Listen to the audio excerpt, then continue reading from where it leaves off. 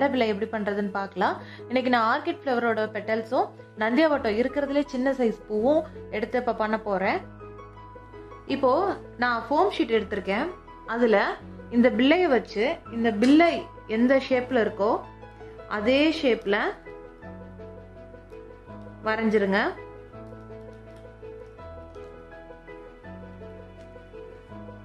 ஏன்னா இதை சுத்தி தான் நம்ம வந்து பூ வச்சு தப்போம். அதனால இந்த அளவுக்கு பார்த்து வரைஞ்சிட்டு இதை அப்படியே கட் பண்ணி எடுத்துக்கோங்க.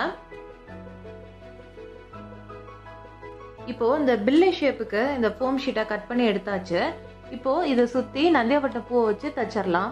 நான் முன்னாடியே சொன்ன மாதிரி நான் ரொம்ப சின்ன பூவா எடுத்திருக்கேன்.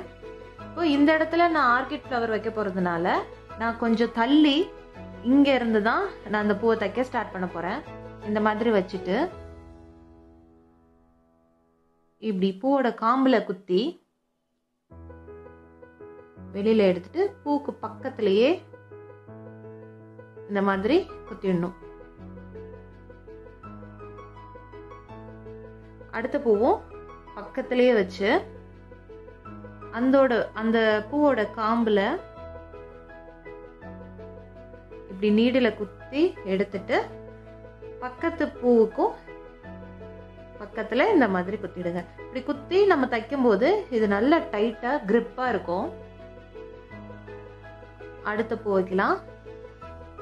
அதே மாதிரி தான் பக்கத்துல வச்சுட்டு அந்த பூவோட காம்புல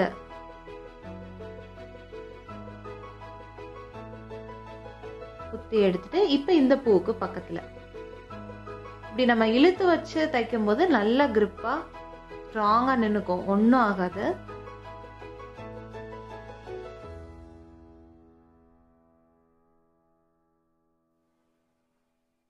எப்பயுமே பில்லை பண்ணும்போது மோஸ்ட்லி சின்ன பூவா யூஸ் பண்ணுங்க. நந்தியாவட்டையில வேணி பண்ணும்போது கொஞ்சம் பெரிய பூ யூஸ் பண்ணலாம்.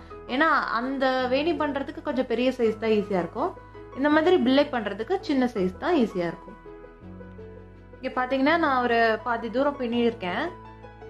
நல்லா டைட்டா இருக்கு.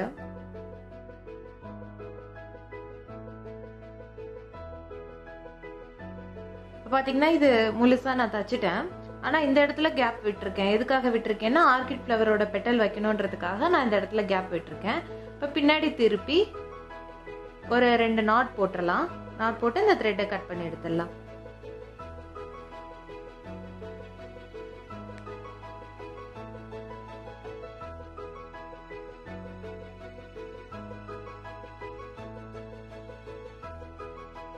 இப்போ இதுல ஆர்கிட் ஃப்ளவரோட பெட்டலை வைக்க போறோம். ஆனா நான் இதை தைக்க போறதுல ஸ்டாப்லர் போட போறேன். ஒரு பெரிய பெட்டல் கொஞ்சம் இறக்கி சின்ன பெட்டல் வச்சு அது பில்லையை விட்டு கொஞ்சம் வெளியில தெரிஞ்சா போதும். அதுக்கு ஏத்த மாதிரி வச்சுட்டு இப்படி சேர்த்து ஸ்டாப்லர் போட்டுக்கணும்.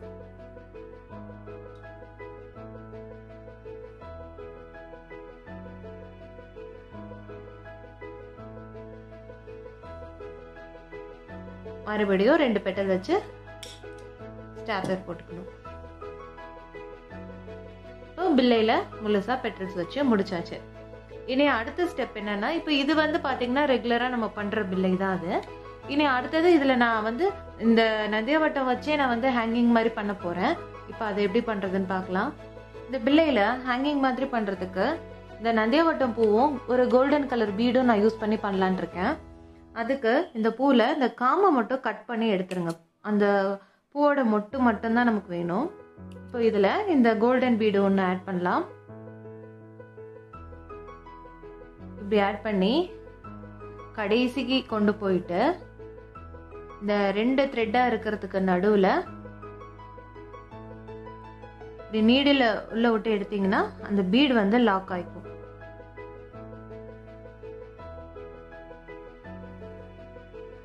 இந்த மாதிரி லாக் ஆயிக்கும். நந்தியாவட்ட பூ எடுத்து மெதுவா அது மொட்டை மட்டும் இதுக்குள்ள விட்டுடுங்க. அதுக்கு அடுத்து ஒரு கோல்டன் பீட், மறுபடியும் ஒரு நந்தியாவட்டம் பூ. இப்போ பார்த்தீங்கன்னா இந்த நந்தியாவட்டம் பூ 7 பூ வர மாதிரி கோல்டன் பீட் போட்டு இதில் நான் த்ரெட்டில் கோத்து வச்சுருக்கிறேன். இப்போ நான் இதை எதில் வச்சு தைக்க போகிறேன்னா, நம்ம ஏற்கனவே தச்ச பூவில் நான் வச்சு தைக்க போகிறதில்ல. இதே பில்லை ஷேப்பில் நான் மறுபடியும் இந்த மாதிரி ஃபோம் ஷீட்டை கட் பண்ணி வச்சுருக்கேன். இப்போ நான் இதில் தான் தைக்க போகிறேன். ஏன்னா ஒரே ஃபோம் ஷீட்லேயே நம்ம நிறைய தைச்சோன்னா அது சீக்கிரம் பூவெல்லாம் கிழிஞ்சு போகிறதுக்கு வாய்ப்பு இருக்குது. அதனால இப்போ நான் அதை தனியாக வச்சு தைக்க போகிறேன். கொஞ்சம் மேலேயே இப்படி நீடில் கொத்தி இந்த மாதிரி எடுத்துக்கணும். எடுத்துட்டு மறுபடியும் இந்த பக்கம் எடுத்து கொஞ்சம் டைட் பண்ணிட்டு மறுபடியும் பக்கத்திலேயே குத்தி இந்த மாதிரி வெளியே எடுத்துடலாம். நம்ம முதல் தடவையே குத்தி பின்பக்கம் நாட் போட்டுடலாம். ஆனால் அது வந்து கொஞ்சம் கலண்டு வர வாய்ப்பு இருக்குது. ஸோ இந்த மாதிரி 2 தடவை குத்தி எடுத்துட்டு இப்போ பின்பக்கம் திருப்பி நாட் போட்டுக்கலாம்.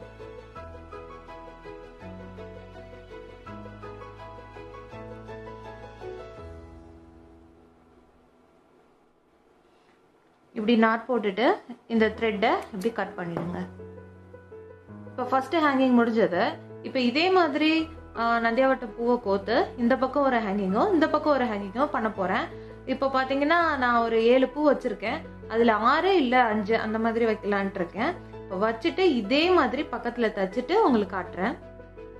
இப்போ பார்த்தீங்கன்னா இந்த ஹேங்கிங்கை முழுசாக தைச்சி முடிச்சாச்சு. இப்போ நடுவில் நான் எப்படி தைச்சேனோ அதே மாதிரி தான் இந்த மிச்சம் இருக்கிற 4ம் தைச்சேன்.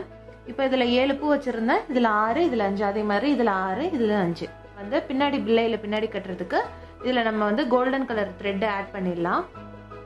இந்த ஹேங்கிங் தைச்சிருக்க ஃபோம் ஷீட்டை இப்படி மடித்து ஒரு 2 ஹோல் போட்டுக்கோங்க.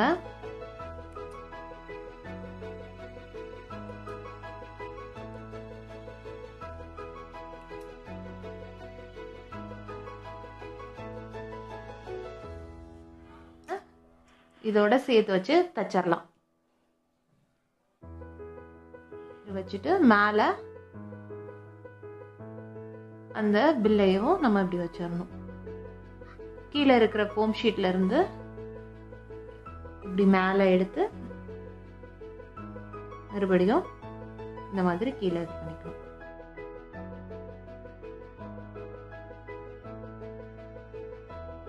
பார்த்தீங்கன்னா இப்போ முழுசாக ரெடி ஆயிடுச்சு. இந்த கோல்டன் பீடெல்லாம் ஆட் பண்ணியிருக்கிறதுனால பார்க்கறதுக்கு இன்னும் நல்லா இருக்கு. இப்போ இந்த ஆர்கிட் ஃப்ளவருக்கு பதிலாக நீங்கள் ரோஸ் பெட்டல்ஸ் கூட வச்சு பில்லை பண்ணலாம். இப்போ இந்த ஹேங்கிங்லாம் பண்ணுறதுனால கொஞ்சம் டைம் ஆகிற மாதிரி இருக்கும். அப்படிலாம் இல்லை. இப்போ இந்த மாதிரி வெறும் சின்ன பில்லை மட்டும் வச்சு பண்ணும்போது நமக்கு ஒரு ஜடைக்கு 7லேருந்து 9 பில்லை தேவைப்படும். ஆனால் இந்த மாதிரி ஹேங்கிங் பண்ணுறதுனால ஒரு 5 அதுவே போதும். அதுவே ஒரு ஜடைக்கு சரியாக இருக்கும். ஸோ டைம்னு பார்த்தீங்கன்னா மொத்தமாக பண்ணுற டைம் தான் ஆகும். நீங்களும் இந்த பில்லையை கண்டிப்பாக ட்ரை பண்ணி பாருங்கள். உங்களுக்கு இந்த வீடியோ பிடிச்சிருந்துச்சுன்னா லைக் பண்ணுங்கள், ஷேர் பண்ணுங்கள், சப்ஸ்கிரைப் பண்ணுங்கள். தேங்க்யூ.